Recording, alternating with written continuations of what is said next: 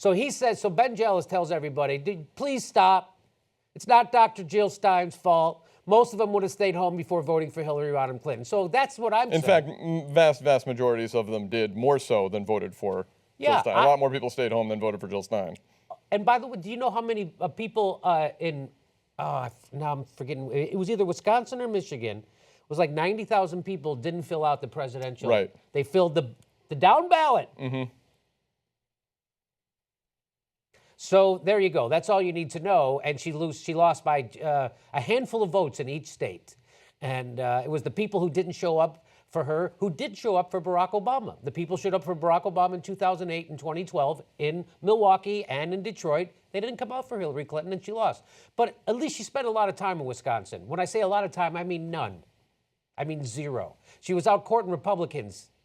She literally was out courting Republicans. All right, so let's go.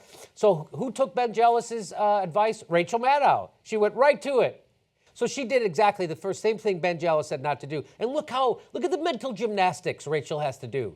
In Florida, Hillary Clinton lost by 1.4% of the vote. But if Jill Stein supporters and half of Gary Johnson's backers had voted Democratic, hey, you know what? If half of Trump's voters would have voted for Jill Stein, Jill Stein would have won. If all of Hillary Clinton's voters would have voted for Trump, Jill Stein, what the fuck?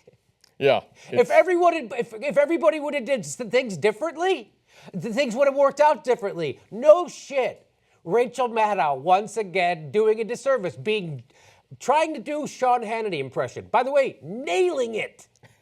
Nailing it. But on what planet are half of Gary Johnson's voters going to vote for Hillary Clinton? On planet dummy at MSNBC. That's what planet. I mean, at least on planet stick your head up your ass. Hey, Rachel, why don't you guys give a few more hours of TV time to an empty fucking podium and then still blame Jill Stein? There's so many words I want to say right now. But I will say this. Rachel Maddow, if there's anything she's proven this election cycle, is that she's just as integrity challenged as right-wingers.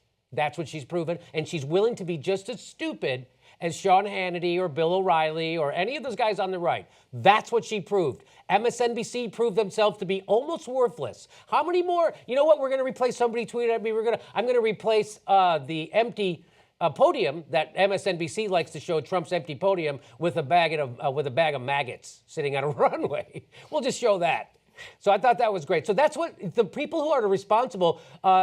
Look at yourself, Rachel Maddow. Look at Comcast, which, by the way, voted one of the worst companies to work for workers. I remember that story you didn't do about that.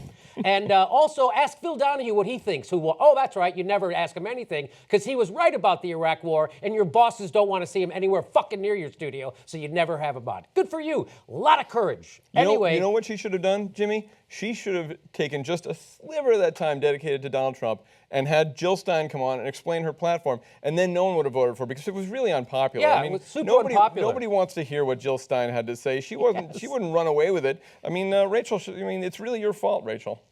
Let's go to Pennsylvania.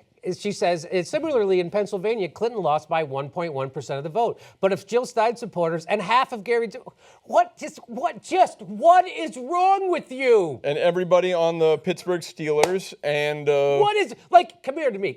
You literally have that shame thing in your brain broken. Like, this is what I say to drunk hecklers in nightclubs. I go, oh, that thing in your brain is broken now. You've drank so much alcohol that your shame mechanism is broken. And that's what happened to Rachel Maddow. Her shame, she got all those millions of dollars can clog up your natural shame response. And that's what happened. When you make $7 million a year, which is $140,000 a fucking week, you can afford to have your head up your ass while you show empty podiums of Donald Trump. That's what $7 million a year does. Jimmy, you know what she did? Bring back Pennsylvania. Bring back the graphic. What she should have said in Pennsylvania, if half of the moderate Republicans in suburban Philadelphia had voted for Hillary Clinton, yes, then she would have won. Then she would have won, just like Chuck Schumer said. So I'm sorry, you guys are on notice. Everybody at MSNBC. You're hurting the country. Your average age viewer is 62 years old, and you have your head so far up your ass. We now have Donald Trump as president. I hope you're happy. Hey, you should sandbag a real progressive more the next time he comes around. You should talk how Bernie's a sexist and he's a misogynist, and how when you have a chance for a real progressive came along who's not bought, what'd you do? You all shit on him, and now you're wagging your finger at a ghost. Jill Stein voters, you're wagging your finger at a fucking ghost. Why don't you point your finger back at yourself? But you don't have any integrity and you have your shame mechanism is broke. All right, let's move on to the next tweet. Oh, that was the Humanist Report. And he said, no, just stop. You've discredited yourself among progressives already, Rachel. Just stop. Stop it. Stop. I think he wants her to stop. I'm pretty sure he wants her to stop. I don't think she's going to listen. She is not going to stop. She's not going to stop. And if there's one thing I've learned, $7 million makes you impenetrable to accurate information.